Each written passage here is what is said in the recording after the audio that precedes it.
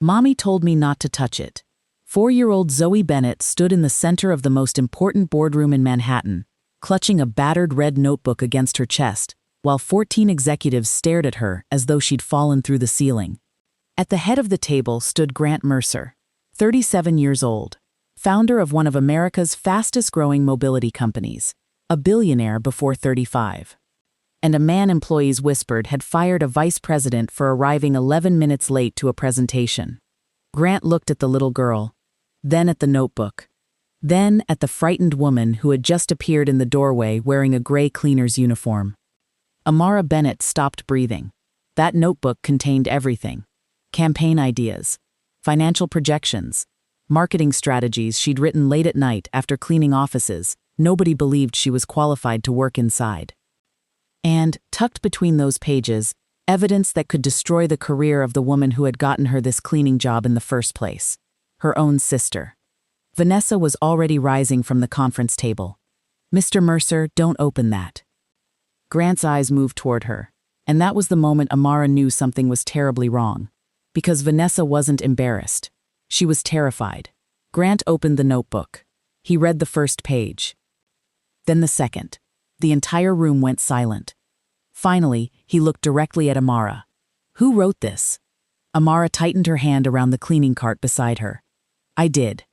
Vanessa shot to her feet. "She doesn't know what she's talking about." Grant didn't even look at her. Instead, he turned another page, then another. And when he reached what Amara had written near the back, the expression on his face completely changed. Because the cleaner his executives had barely noticed had just predicted the exact crisis threatening his billion-dollar company. And someone in that room had apparently been making sure he never found out. What happened next didn't just change Amara's job.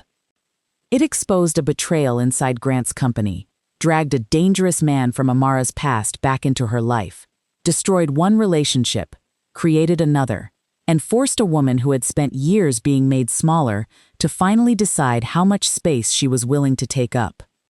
But to understand how a 4-year-old carrying 3 crayons and 1 red notebook managed to bring an entire boardroom to silence, we have to go back 6 months. Back to Atlanta. Back to the night Amara Bennett finally understood that staying was more dangerous than leaving. Before we dive deeper, let us know in the comments where you're watching from. We'd love to hear from you. And don't forget to hit that subscribe button so you never miss any of our upcoming videos. Amara had learned that fear could become routine. That was the part nobody explained. People imagined fear as screaming, running, doors slamming, police sirens. Sometimes it was. But after enough years, fear became smaller than that. It became checking the driveway before turning onto your own street. It became knowing what kind of evening you were about to have by the way a man's keys landed on a kitchen counter. It became memorizing which version of an apology meant there would be peace tonight, and which version meant there wouldn't. At 32, Amara had become frighteningly good at reading Marcus Reed. She had once been good at reading markets instead. Before Marcus. Before Zoe. Before life narrowed itself down to survival. At 25, Amara had been one of the youngest account strategists at a respected Atlanta advertising firm. She loved the work. Not because she cared about slogans. She cared about people. Why they bought something. Why they ignored something. Why one story made them stop scrolling while another disappeared. She could spend an hour studying sales numbers and then explain them in a sentence anyone could understand. Her first major campaign had increased a struggling client's online conversions by 41%. Her second won an industry award. By 27, people were mentioning creative director. Then she met Marcus. He was charming in the beginning, almost aggressively attentive. Flowers at her office. Breakfast delivered when she worked late. Text messages that made ordinary Tuesdays feel like somebody had written music underneath them. When Amara became pregnant after 18 months together, Marcus cried. Real tears. He knelt in their kitchen and pressed his forehead against her stomach even though there was nothing to feel yet. We're going to be a family. Amara believed him. For a while, they were. Zoe was born on a rainy Thursday morning with a full head of dark curls and a cry so offended by existence that even the nurse laughed. Marcus adored her. at least at first. Then the money problems started. Marcus had always called himself an entrepreneur. The word covered a lot of ground. Some months he sold luxury watches online. Some months he invested in cryptocurrency. Some months he was developing an app that never appeared anywhere outside his laptop. At first, Amara's salary covered the gaps. Then her maternity leave ended. Marcus didn't want Zoe in daycare. You're her mother. So why are strangers raising our child? They wouldn't be raising her. I'd be working. For what? To prove something? The argument lasted 3 hours. Eventually, Amara agreed to take more time away from work. 3 months became 6. 6 became a year. By the time she tried returning, Marcus had become accustomed to controlling the finances, and the car, and the schedule, and eventually, everything else. The first time he grabbed her hard enough to leave a mark, Zoe was asleep in the next room. Amara stared at the fingerprints appearing on her arm and thought, almost absurdly, that she needed to wear long sleeves tomorrow. The second time, she thought about leaving. The third time, she packed. Marcus found the suitcase. He didn't hit her that night. That would almost have been easier. He sat on the bed and calmly removed every piece of clothing she'd folded. "You leave with my daughter," he said, "and I'll tell the court you're unstable." Amara stared at him. "You know that's not true." "I know." He smiled. "That doesn't mean I can't say it." She stayed another 11 months. Not because she loved him. Because she was planning. Quietly. $1 at a time. One document at a time. She opened an account he didn't know existed. She photographed Zoe's birth certificate, her own passport, medical records. She saved screenshots. She wrote dates down. And she contacted the only family member she had left. Her older sister, Vanessa. They had not spoken properly in almost 3 years. Their relationship had always been difficult. Vanessa was 7 years older and had spent most of their childhood behaving as though Amara's existence was an accusation. Their father had praised Amara's grades. Vanessa heard criticism of hers. Their mother complimented Amara's hair. Vanessa heard comparison.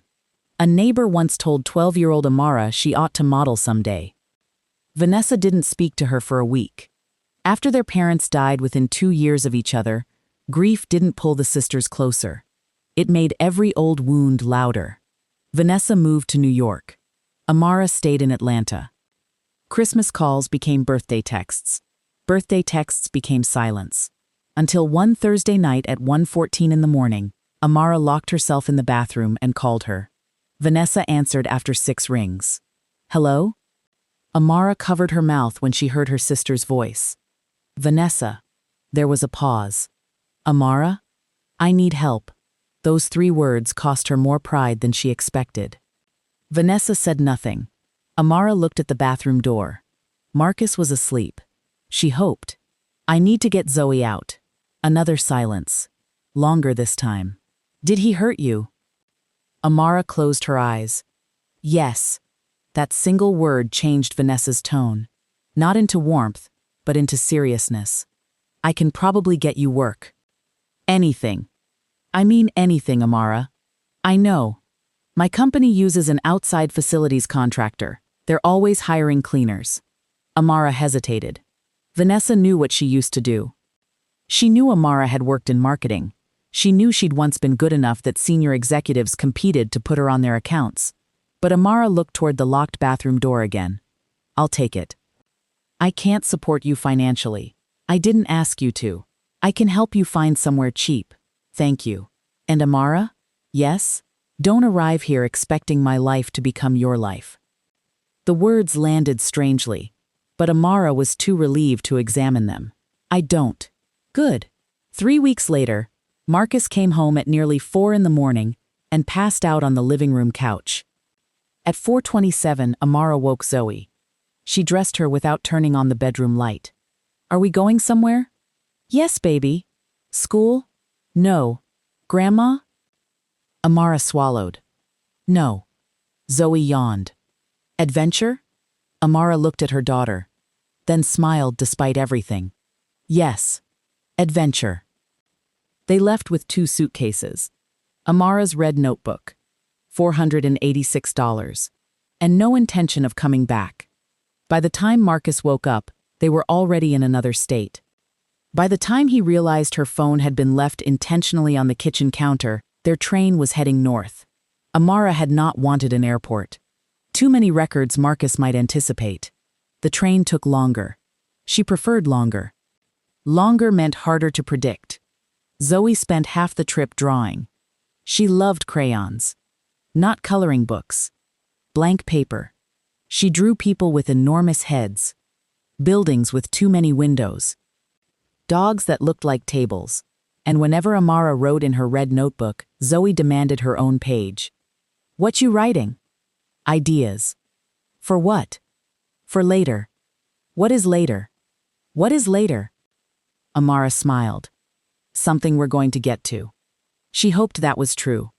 New York met them with rain. Vanessa did not. She texted an address. "Keys are under the planter. Don't lose them." The apartment was in Queens. Small. 2 rooms if you were generous. 1 in a hallway if you weren't. The refrigerator made a grinding noise every 20 minutes. The bedroom window faced a brick wall. But the door locked. Amara locked it, then unlocked it, then locked it again simply because she could. Zoe climbed onto the mattress they'd put directly on the floor. "Is this our new house?" "For now. I like it. You haven't even seen it." "I saw it." "You saw 1 room." Zoe spread her arms. "Big." Amara laughed for the first time in weeks. The next morning, she began working at Mercer Mobility. The building rose 48 floors over Midtown Manhattan.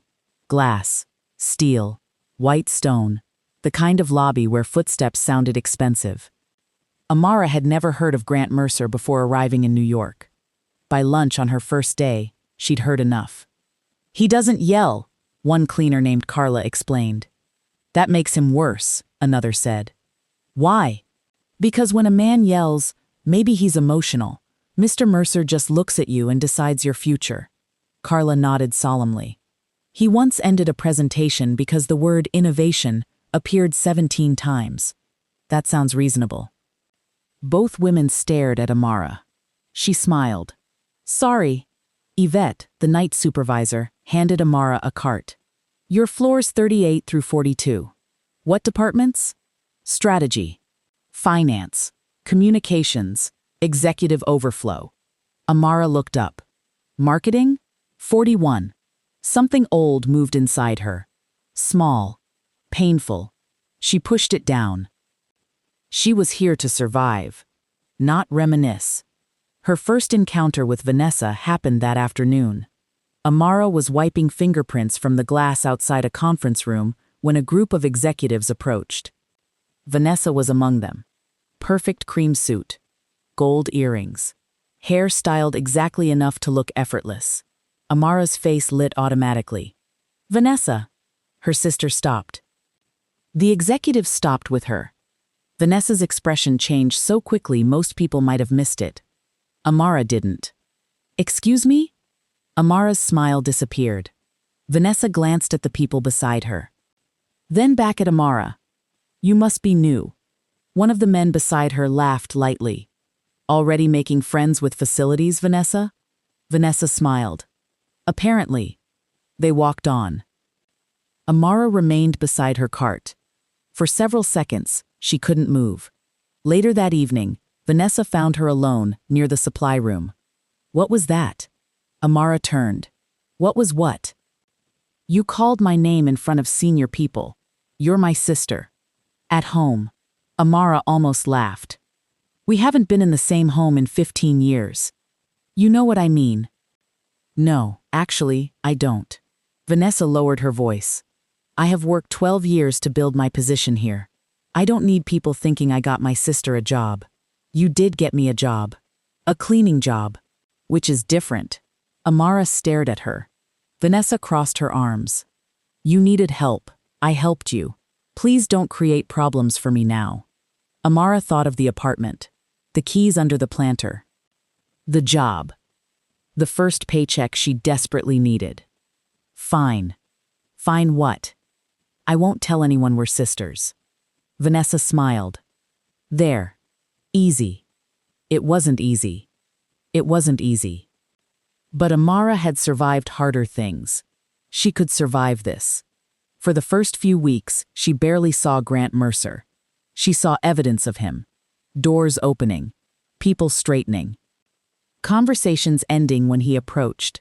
He was younger than she'd expected. 37. Tall. Dark hair. The controlled expression of a man accustomed to other people wanting something from him. He rarely spoke to cleaners beyond thank you. Amara appreciated that. Not because thank you was extraordinary. Because he'd looked directly at her when he said it. Vanessa rarely did. By the third week, Amara understood exactly where her sister sat within the company. Senior Director of Brand Partnerships. Not quite executive leadership. Close enough to want it desperately. Vanessa was dating Adrian Cole, the Chief Commercial Officer. Adrian was charming, rich, recently divorced. And according to Carla, Vanessa had been waiting 18 months for a proposal she spoke about, as though it were already scheduled. She thinks marrying Adrian makes her queen of the building. Amara shook her head. People still think like that?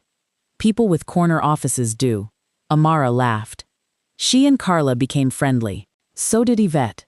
But the person Amara became closest to was a 26-year-old receptionist named Priya Shah, who regularly stayed late because she was taking online classes after work. Priya discovered Amara's secret accidentally. Not the sister. The notebook. One night, Priya walked into an empty conference room and found Amara sitting at the table during her break, writing furiously. You studying? Thinking. That looks painful. It is.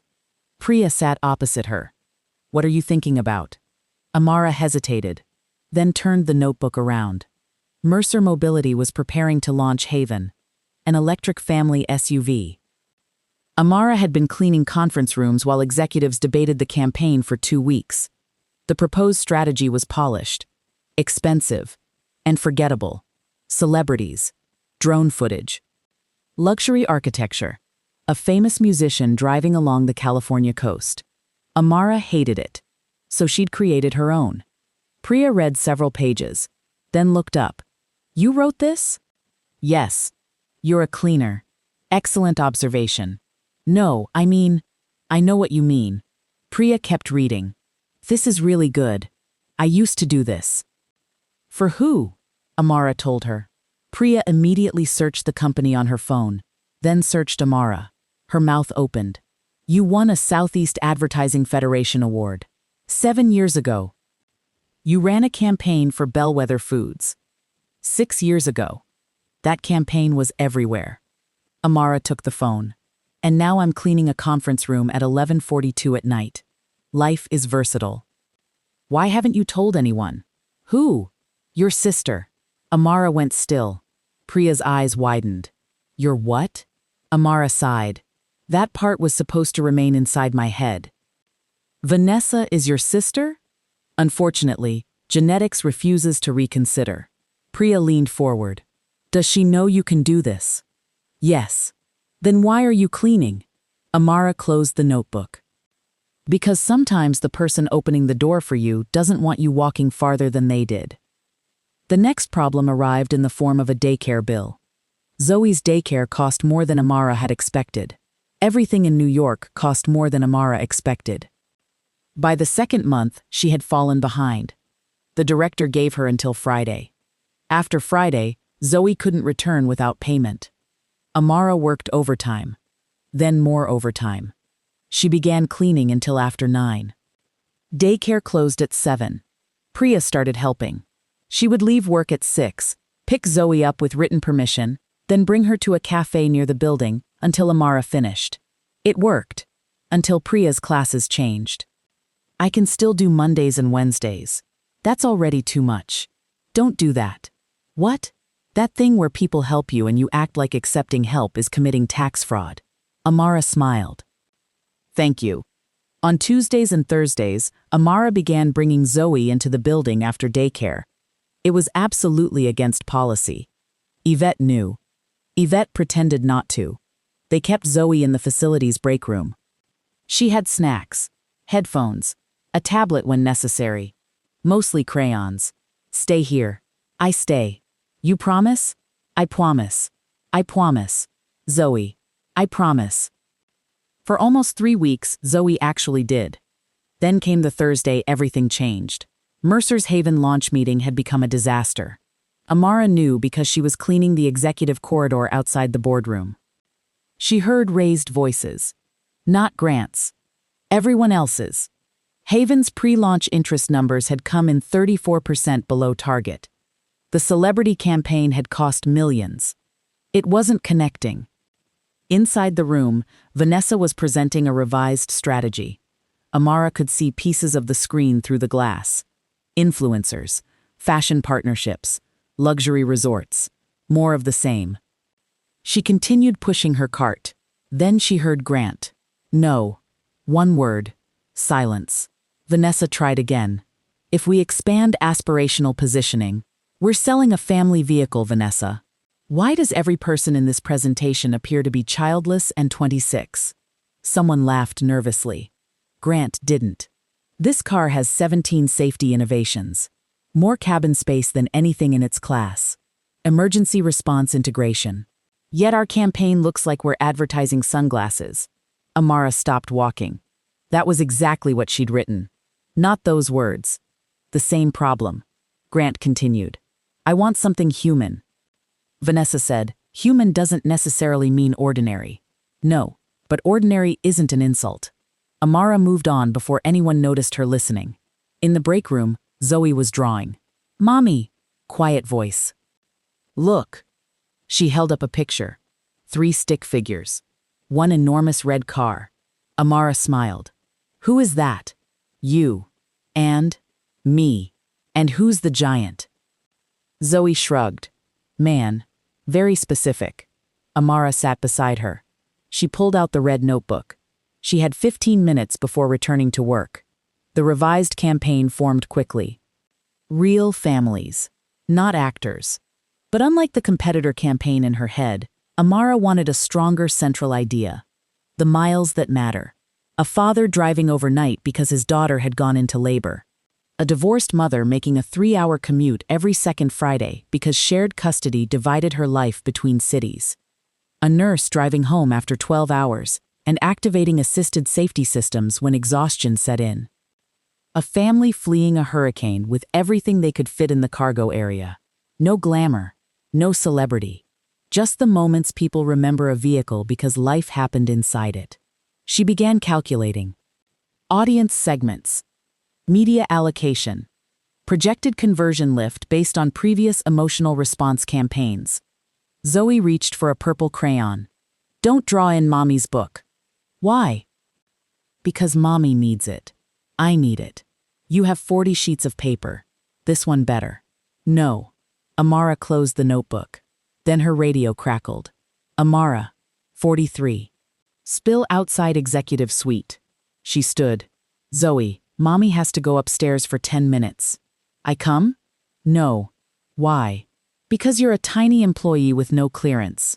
I have clearance. You don't know what clearance means. Yes. What does it mean? Zoe thought. Crayons. Amara laughed. Stay here. She put the red notebook on the table. Don't move. I promise. Amara left. 3 minutes later, Yvette entered the break room. The toilet on 41 had overflowed. She needed every available cleaner. She looked at Zoe. Then the radio. Baby, stay right there. Zoe nodded. Yvette ran out. For exactly 90 seconds, Zoe stayed. Then she spotted the notebook. She picked it up. Mommy had said not to draw inside it. Zoe had decided that did not necessarily mean she couldn't carry it. She also took 3 crayons. Purple. Blue. Orange. Then she went to find her mother. The elevator was the first problem. Zoe couldn't reach the highest buttons. A young analyst stepped inside. Where are you going, sweetheart? My mommy. What floor? Up? That narrows it down. Zoe pointed. Big one. The analyst had no idea what that meant. She pressed 43 because it was her own floor. Zoe got out with her. The boardroom doors were open because assistants were moving materials in and out. Zoe followed a woman carrying coffee. Nobody noticed her until she was inside. Grant did. He stopped speaking. 14 executives followed his gaze. Zoe stood near the wall, red notebook against her chest, orange crayon in her fist. Grant stared. What in the world? Zoe smiled at him. Hi, someone whispered. Whose child is that? Vanessa turned. For one moment, she didn't recognize her. Why would she? She had never bothered to meet her niece. Grant crouched. Hi, are you boss? Several executives looked down to hide smiles. Grant considered the question. Apparently. My mommy has a boss. Does she? She says boss has bad ideas. Silence. Actual, breathtaking silence. Grant's mouth twitched. Your mommy sounds brave. She cleans. Vanessa's face changed. Grant noticed. What's your name? Zoe. And what are you carrying, Zoe? Mommy's. She handed him the notebook. He didn't immediately open it. Should I? No. More hidden smiles. Grant nodded. Good answer. Then Zoe climbed into an empty chair. Grant looked toward his chief of staff. Find her mother. The chief of staff moved toward the door. At exactly that moment, Amara appeared. She had run half the length of the floor. Zoe. Every head turned. Amara saw the room. Grant, Vanessa, the notebook. Her stomach dropped. Mommy? Zoe waved. Vanessa stood abruptly. What is she doing here? Amara looked at her sister. Not now. Do you understand how serious? Grant lifted one hand. Vanessa stopped. Amara stepped forward. Mr. Mercer, I'm so sorry. She wasn't supposed to leave the facilities room. I couldn't afford.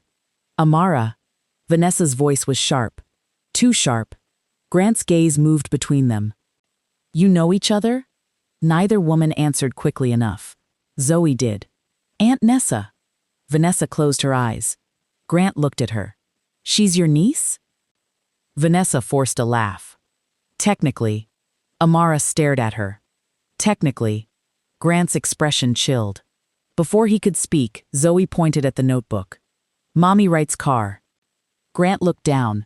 Amara's pulse jumped. Mr. Mercer, please. Vanessa moved faster. That's personal. You shouldn't open it. Grant paused. Vanessa had made a mistake. Because until that second, he hadn't intended to. Now he looked curious. Why? She writes nonsense. Ideas. Things she hears while cleaning. Amara felt heat climb into her face. Grant looked at her. Is that true? I write ideas. About Haven? Amara hesitated. Yes. May I? Vanessa answered before she could. No. Grant slowly turned. I wasn't asking you. Amara looked at the notebook. Months of private work. The part of herself she'd been keeping alive in secret. She took a breath. Yes. Grant opened it. The first page he found contained the audience breakdown. His expression changed. He turned another. Then another. Amara watched him reach the miles that matter. He read silently. Nobody spoke. Then he reached the risk section. Amara had noticed something else while listening to the meetings. Mercer was focusing heavily on young urban luxury buyers. But registration data suggested the strongest untapped market wasn't Manhattan or Los Angeles. It was women between 35 and 54 in suburban households who made or heavily influenced the majority of family vehicle purchases. Mothers, caregivers, women transporting children and aging parents. The campaign was missing them almost completely. She had written, "If Haven keeps marketing upward instead of inward, it will become an impressive car nobody feels was built for them." Grant reread that sentence. Then looked up. Who wrote this? I did. Vanessa stood. She hasn't worked in marketing in years. Grant looked back down. He found the page where Amara had outlined her previous campaigns. Metrics. Results. Former clients. He looked at her again.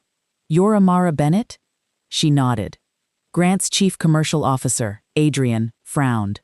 The Amara Bennett from Bellwether? Amara looked at him. Yes. Adrian leaned back. I remember that campaign. Vanessa's face had gone pale. Grant closed the notebook. Why are you cleaning my offices? No one moved. Amara looked at Vanessa. Grant followed her gaze. That was enough. But Amara answered anyway.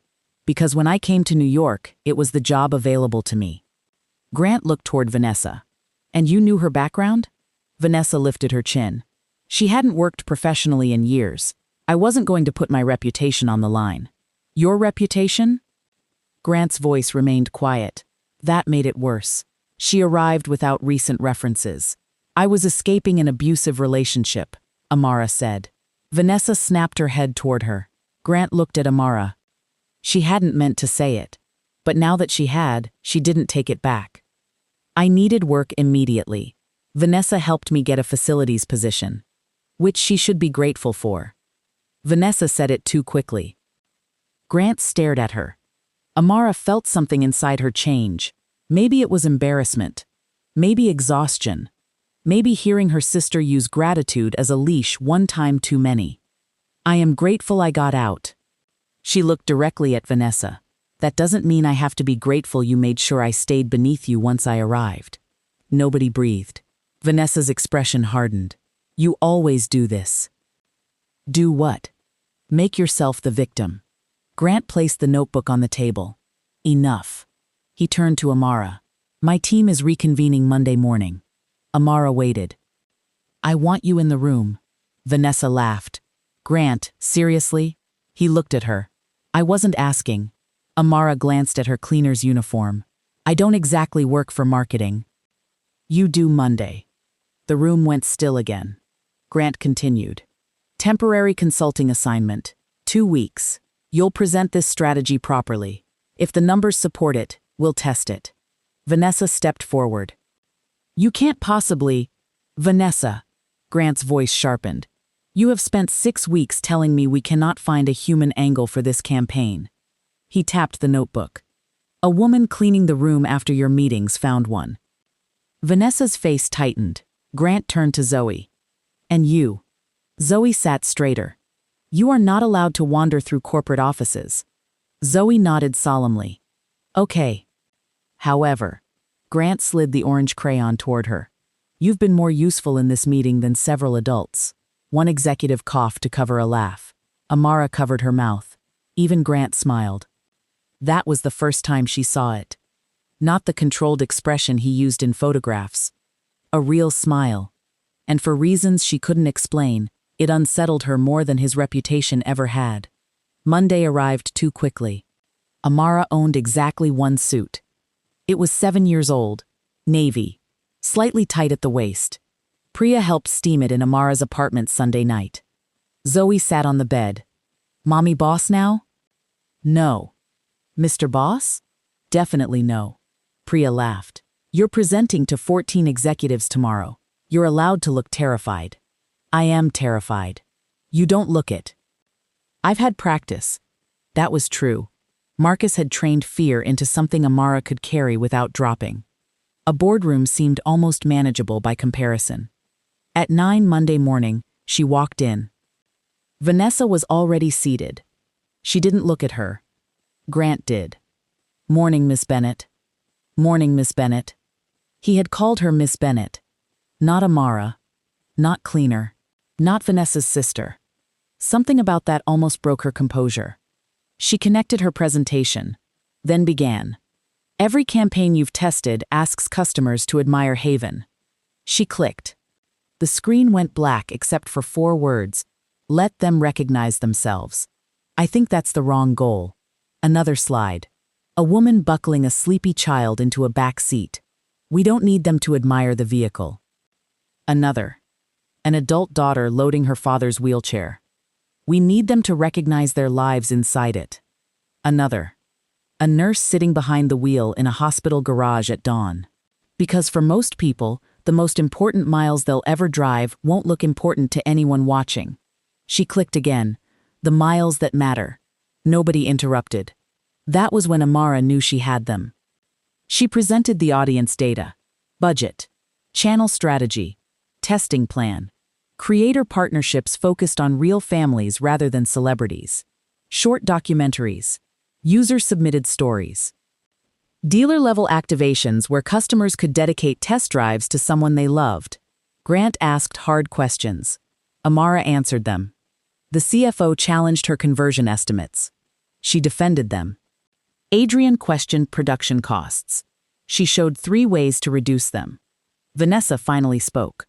Emotion doesn't necessarily translate into purchase intent. Amara looked at her. No. Then she smiled slightly. But neither does a celebrity standing beside a car, as our current numbers demonstrate. Someone hid another laugh. Vanessa's jaw tightened. At the end, Grant looked around the room. Objections to testing? Nobody raised a hand. Approved. Amara sat down. She didn't smile until she was outside. Then she found Priya waiting near the elevator. Well? Amara grabbed both her hands. They approved it. Priya screamed loudly enough that 2 analysts turned around. The pilot launched 6 weeks later. Engagement tripled. Qualified dealer leads rose 68% in test markets. Women 35 to 54 became the campaign's fastest-growing conversion segment. Grant expanded it nationally. Then something happened Amara wasn't prepared for. People began asking for her. Not the campaign. Her. The partners wanted her in meetings. Regional directors emailed her directly. A media agency requested her opinion. Grant extended the temporary assignment, then made it permanent. Associate Director of Consumer Strategy. The salary was more than Amara had made before leaving Atlanta. The first thing she did after receiving her paycheck was pay 6 months of daycare in advance. The second was take Zoe out for pancakes. The third was find Yvette. Yvette was restocking a supply closet. Amara handed her an envelope. What is this? The overtime you covered for me. Girl, get that away from me. Yvette. No. You protected my daughter. I protected a baby. And her mother remembers. Yvette looked at her for a long time, then took the envelope. You better not become one of those people upstairs. What people? The kind who stop seeing the ones carrying trash bags. Amara smiled. I spent too long carrying them myself. Grant noticed all of it. He noticed that Amara continued eating lunch with facilities staff. He noticed she knew security guards by name. He noticed that when people congratulated her, she redirected credit toward analysts whose names senior leaders barely remembered. He also noticed something less professional. He liked being around her. That was inconvenient. Grant Mercer had built his entire adult life around avoiding inconvenience of that particular kind. His father had died when Grant was 23. Suddenly, a brain aneurysm. Grant had gone from talking to him over breakfast to identifying his body before midnight. 2 years later, Grant's younger brother, Daniel, died in a boating accident. 2 people. 2 ordinary mornings. 2 phone calls that divided his life into before and after. Grant had learned something from grief that was both true and dangerously incomplete. Anything you loved could disappear without warning. So he built things instead. Companies were easier. If a company failed, you analyzed why. If a product didn't work, you redesigned it. People didn't give you that dignity. They left holes. Grant dated. Occasionally. Never seriously. Never long enough for anyone to leave a hole. Then Zoe started appearing in his office. Not illegally anymore. Amara would bring her upstairs after daycare on evenings when they worked late. Zoe considered Grant's office a public playground. She sat under his desk. Used his expensive stationery as drawing paper. Once asked why his apartment didn't have toys. I don't have children. You can buy toys. For who? Me. Grant stared at her. That is an alarming business model. Amara nearly fell off the couch laughing. Those evenings became dangerous for him. Not because anything dramatic happened, because nothing did. Amara reviewing copy at the table. Zoe asleep on the sofa. Coffee going cold. Ordinary. Grant had spent 14 years avoiding ordinary intimacy, because ordinary intimacy was exactly what could become irreplaceable. He knew what was happening. He simply didn't know whether to stop it. Vanessa knew. And unlike Grant, She knew exactly what she wanted to do about it. Stop it. She had already lost control of the Haven campaign. Her relationship with Adrian had changed. He had started asking questions. Why hadn't she ever mentioned Amara? Why had she presented her sister as someone almost uneducated when she clearly wasn't? Vanessa had answers. None sounded convincing. Then one evening, Adrian said the thing she couldn't forgive. "You know, your sister's extraordinary." Vanessa looked at him. In what way? He heard the trap too late. Professionally. Of course. I mean the campaign. Obviously. Vanessa. What? You're doing that thing. What thing? Turning every compliment someone gives another woman into an insult aimed at you. She stood. Then maybe compliment fewer women. Adrian stared at her.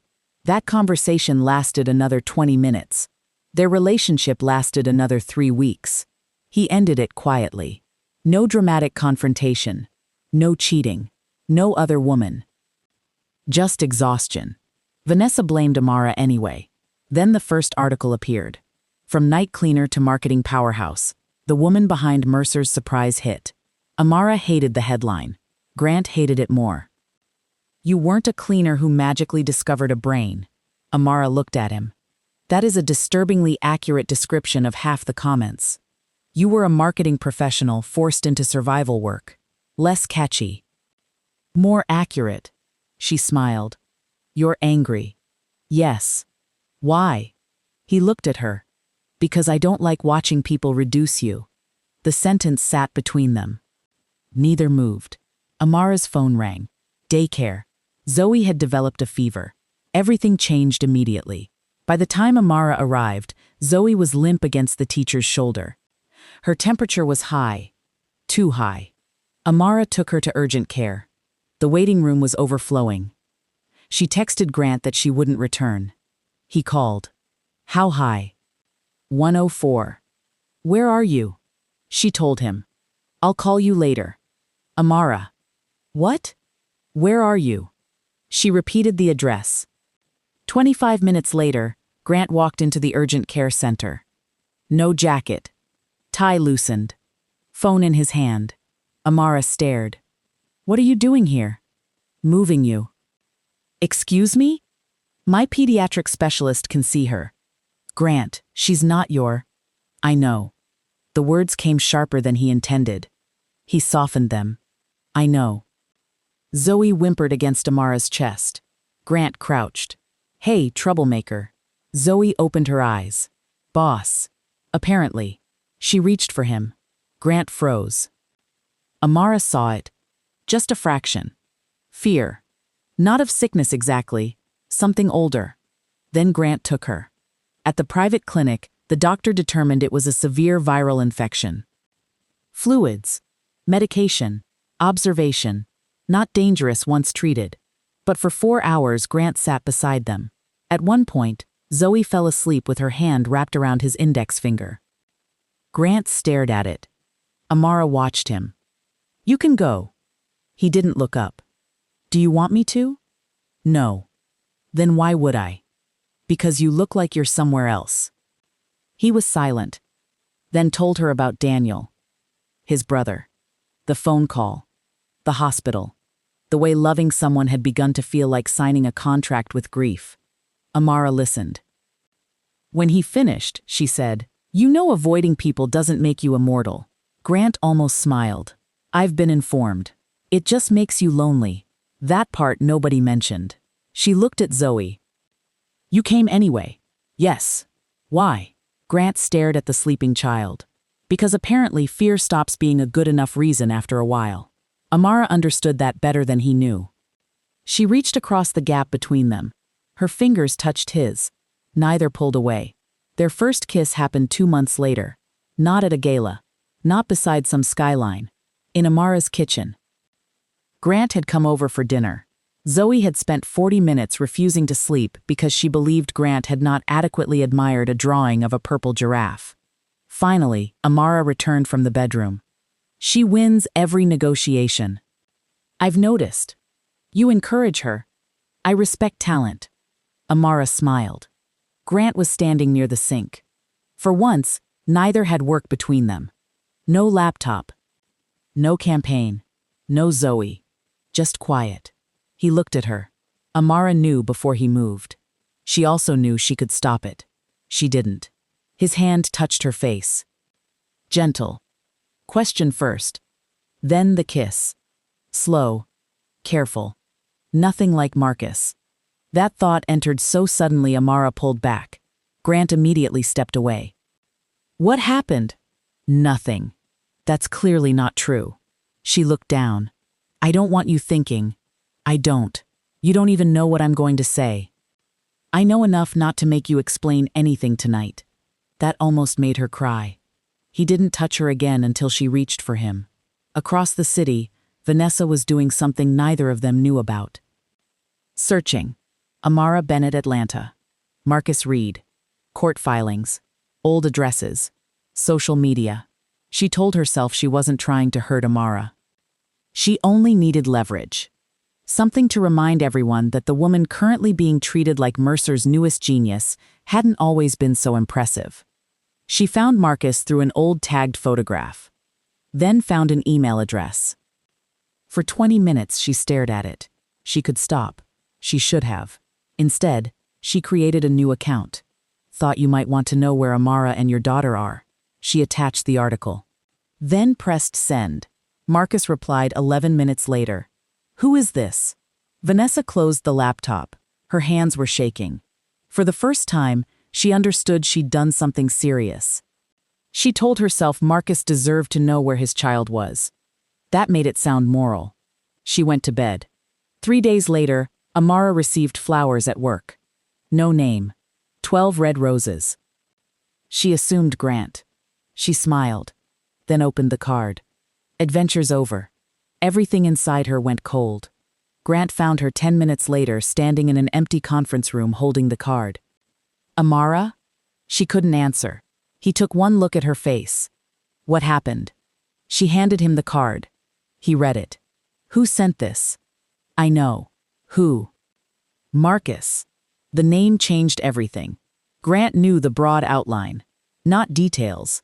Amara told him now. The threats. The control. The violence. Leaving Atlanta. Grant's face remained frighteningly calm. We call police. No. Amara. He hasn't actually done anything. He found you. That isn't illegal. He sent a threat. He sent 2 words. Grant looked at her. You're afraid. Yes. Then we treat that as information. She stared at him. Marcus used to treat fear like evidence that he was winning. Grant treated it like evidence something required attention. That distinction mattered. They documented the flowers. Updated building security. Changed daycare pickup authorization. Amara contacted an attorney. She also filed for an emergency custody order supported by the documentation she'd collected before leaving. For 11 days, nothing happened. Then Haven's national launch collapsed. At 6:12 on a Monday morning, Grant's phone began exploding. A video was spreading online. A Haven prototype appeared to accelerate unexpectedly in a parking garage. The driver claimed the braking system had failed. Within 2 hours, the clip had 12 million views. By 8, national news had it. Mercer's stock dropped. Dealers called. Orders paused. Grant convened emergency leadership. Amara arrived at 8:17. Vanessa was already there. Nobody knew yet that the video was manipulated. Nobody knew someone had paid the supposed driver. And nobody knew confidential testing footage had been leaked from inside Mercer. Grant stood at the head of the boardroom. We do not speculate. Communications wanted immediate denial. Legal wanted silence. Engineering insisted the alleged failure was impossible. Amara watched the video repeatedly. Something bothered her. Then she saw it. Stop. Everyone looked. Play it again. They did. Frame 78. The video paused. Amara walked toward the screen. The dashboard reflection. An engineer stood. What? The vehicle in the video is supposedly moving forward. She pointed. But look at the parking sensors reflected in the driver's window. They're inactive. The engineer moved closer. That wouldn't happen. Exactly. Grant looked at Amara. You think it's staged. I think parts of it are. She turned. And if we publicly call it fake before proving it, whoever did this wins twice. The room quieted. What do you suggest? Don't defend the company. The communications director frowned. What? Defend the customer. Amara looked at Grant. Announce an independent safety review. Release the raw diagnostic architecture to a third-party engineering firm. Offer inspections to every Haven owner at no cost. Make the message, if one customer is frightened, we take that seriously enough to prove the truth rather than demand trust. Legal objected. Engineering objected. The board objected. Grant listened. Then said, do it. For 48 hours, the company bled. Then the forensic report came back. The car in the viral clip had been manually modified. The acceleration footage had been edited. Worse, the modification required access to confidential pre-production schematics. Someone inside Mercer had helped. Security began tracing downloads. One account emerged, Vanessa's. The room where she'd once sat confidently presenting Haven campaigns felt very different when she was summoned into it. Grant placed the report on the table.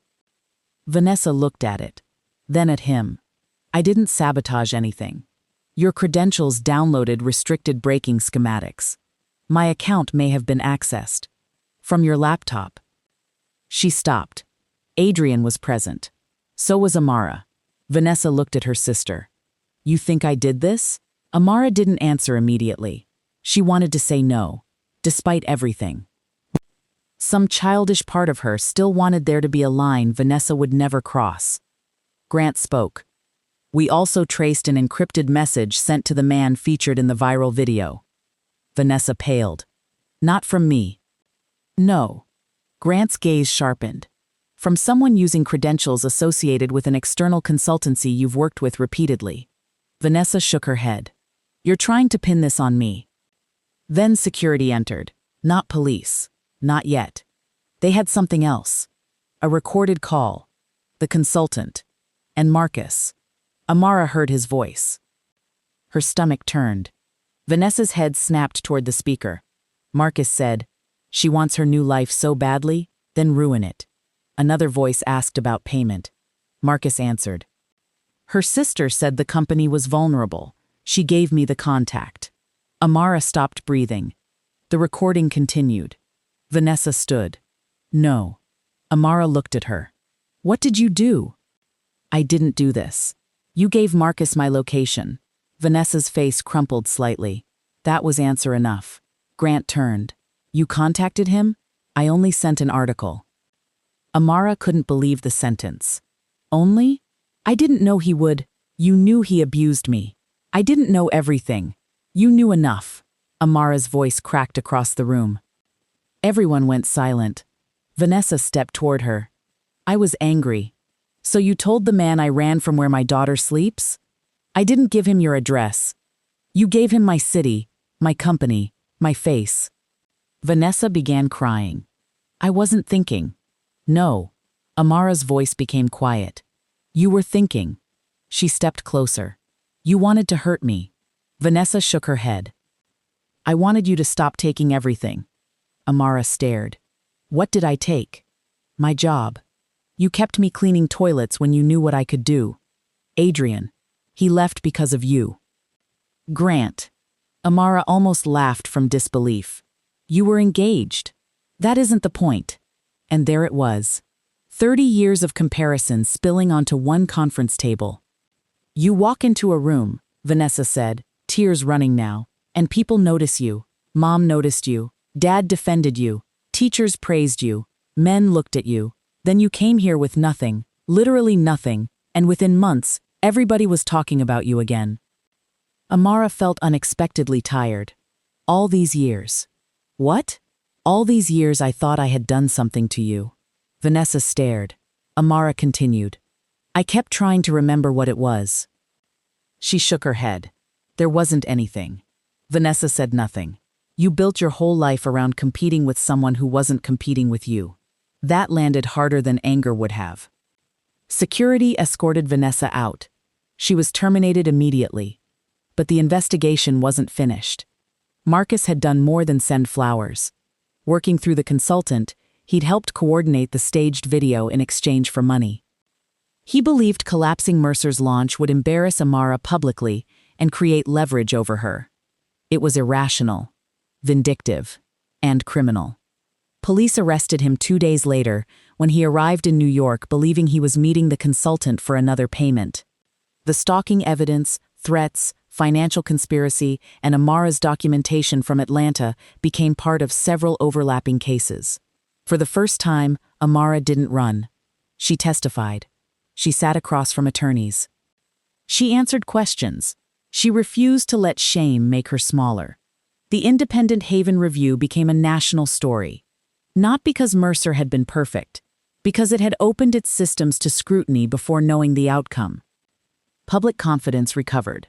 The viral video's manipulation was exposed, and the campaign Amara had built around trust suddenly carried an authenticity nobody could have manufactured. Sales surged. But that wasn't the victory Amara cared about most. 3 months later, she sat in family court and heard a judge grant her sole temporary custody pending final proceedings, with Marcus prohibited from contacting her outside court-approved channels. When she walked outside, Grant was waiting, not inside. He had offered. Amara said she wanted to do it herself, so he waited on the steps with Zoe. Zoe saw her first. "Mommy!" She ran.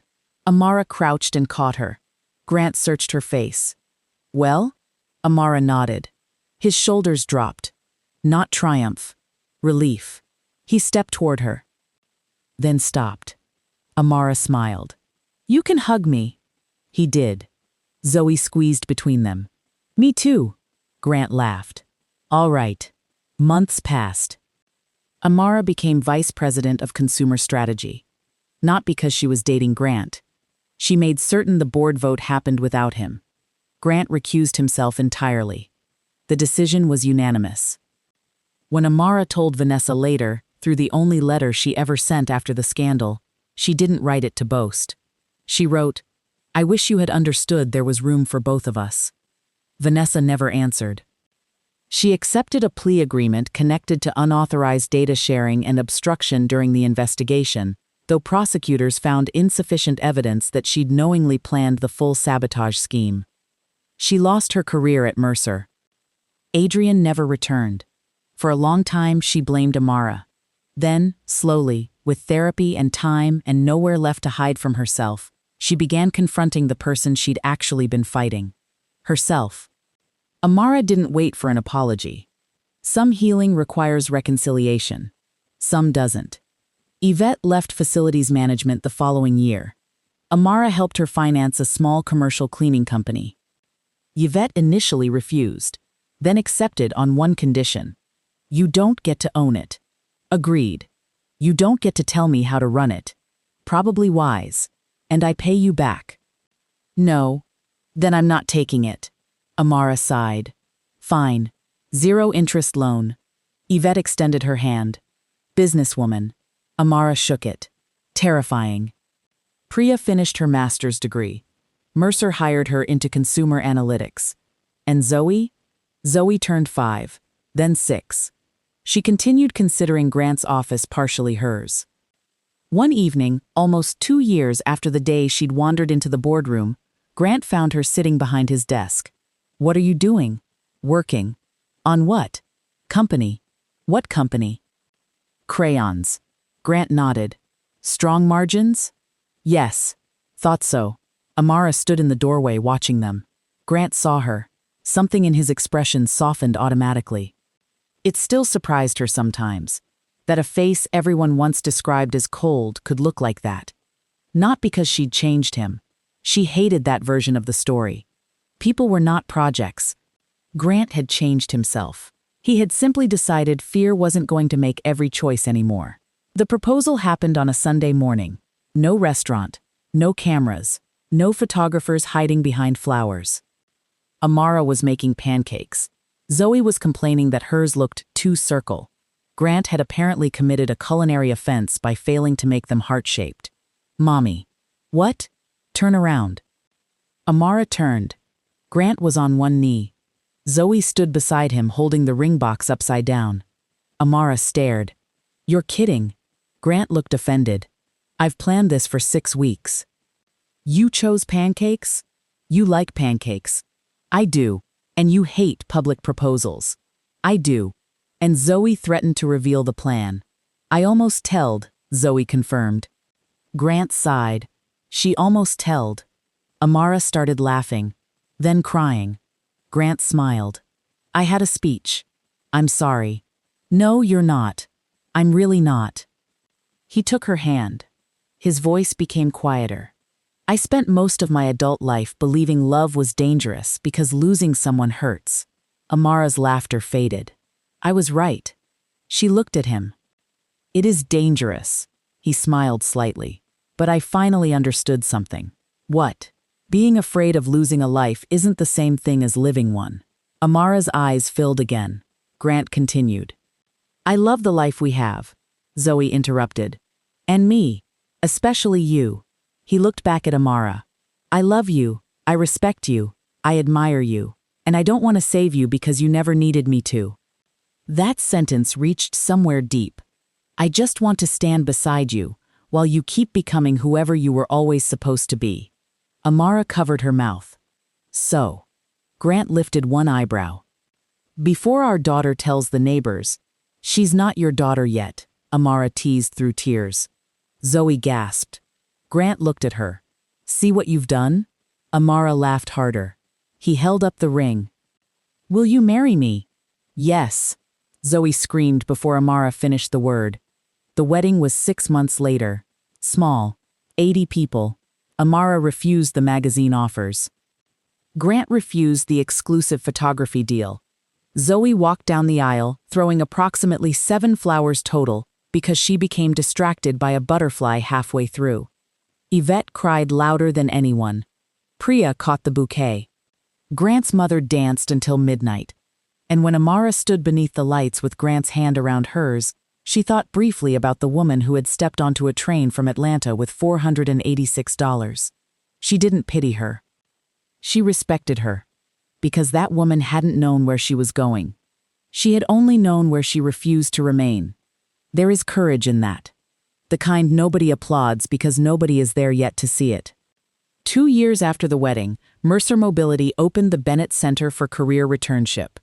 The program helped women re-enter professional careers after caregiving gaps, domestic violence, displacement, illness, or other interruptions that made resumes look incomplete even when talent wasn't.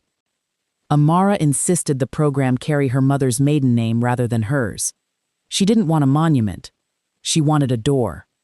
At the opening ceremony, dozens of women filled the new training space. Accountants, designers, engineers, nurses, marketing professionals, women who had been told 3 years away meant they'd forgotten everything, women who had left careers to raise children, women rebuilding after divorce, women starting again after abuse, women who had once been impressive on paper and were now trying to remember that they were still impressive without it. Amara stood at the front. Grant and Zoe sat in the first row.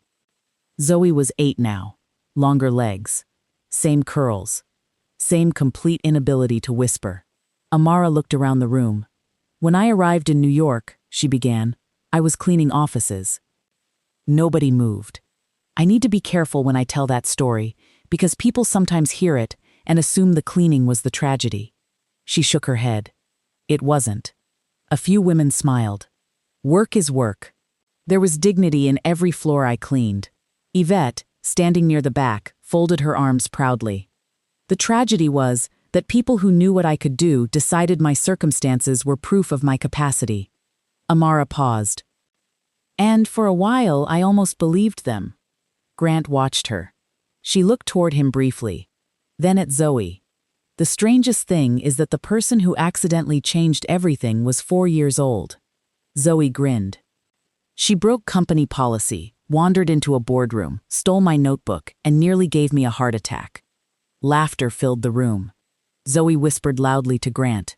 I didn't steal. Grant whispered back. You borrowed aggressively. More laughter. Amara smiled. But she put something in front of people I'd been afraid to put there myself. Her expression grew thoughtful. My work. My voice. The part of me I thought I had to wait for permission to become again. She looked around the room. So that's what this program is for. No permission. Applause began before she'd finished. Amara waited. No explaining why your life took the route it took. More applause. No apologizing because survival interrupted your resume. The room rose. Grant stood. Yvette wiped her face. Priya clapped over her head. Zoe jumped onto her chair until Grant pulled her down. And Amara laughed. Not because everything had turned out perfectly. It hadn't. There were scars. There were court dates she'd rather forget. There was a sister she still occasionally missed despite everything. There were nights when a sound outside an apartment door could briefly return her to Atlanta before she reminded herself where she was. Healing hadn't erased the past. It had simply stopped allowing the past to make every decision. Later, after everyone left, Amara walked through the empty training center. Grant found her near one of the classrooms. You disappeared. I was thinking. Dangerous. She smiled. Do you ever think about that day? What day? The boardroom. Constantly. Really. I was trying to solve a $100 million launch problem. And a 4-year-old walked in carrying the answer. Amara laughed. She wasn't carrying the answer. She literally was. She didn't know what it was. Neither did most of my executives. That's terrible. Accurate. They walked toward the lobby. Zoe was waiting with Yvette. She held something behind her back. Mommy. What? I made you something. She handed Amara a red notebook. Brand new. On the front, in crooked gold letters, Zoe had written, Mommy's Big Ideas. Amara stared at it. Grant looked away suspiciously fast. You helped her. I financed the materials. Zoe tugged Amara's sleeve. Open. The first page contained a drawing. 3 people. Amara. Grant. Zoe. All with enormous heads. Behind them stood a red car. Above the car was a huge glass building. And in one corner, a tiny stick woman held a mop. Amara touched the drawing. Who's that? Zoe looked confused by the question. You. Amara's throat tightened. Me? Old you. Then Zoe pointed at the larger figure standing in front. And knew you. Amara looked at her daughter. No, baby. She crouched. They're both me. Zoe thought about that, then smiled. Okay. Amara hugged her. Grant watched them. And in that bright, empty building created for second chances, Amara finally understood something she wished she'd known the night she fled Atlanta. Starting over had never meant becoming a different woman. The woman cleaning those offices had not been less intelligent. Less valuable. Less deserving. Less capable. She had simply been carrying a heavier load. And sometimes the world makes a terrible mistake. It sees a person struggling and assumes struggle is their identity. It sees a uniform and assumes it knows the mind inside it. It sees a woman rebuilding and decides she must have nothing left. But survival isn't emptiness. Sometimes survival is talent waiting for oxygen. Sometimes it is a red notebook filled after midnight. Sometimes it is a mother doing whatever job keeps a roof over her daughter's head while quietly refusing to forget what else she can do. And sometimes all it takes to change everything is one unexpected door opening. Or, in Amara Bennett's case, one 4-year-old ignoring her instructions and walking straight through it. So here's the question. If you were Amara, could you ever forgive Vanessa for contacting Marcus, even if she eventually changed? Or would that be the one betrayal you could never come back from? And what moment gave you the most satisfaction? The boardroom reveal.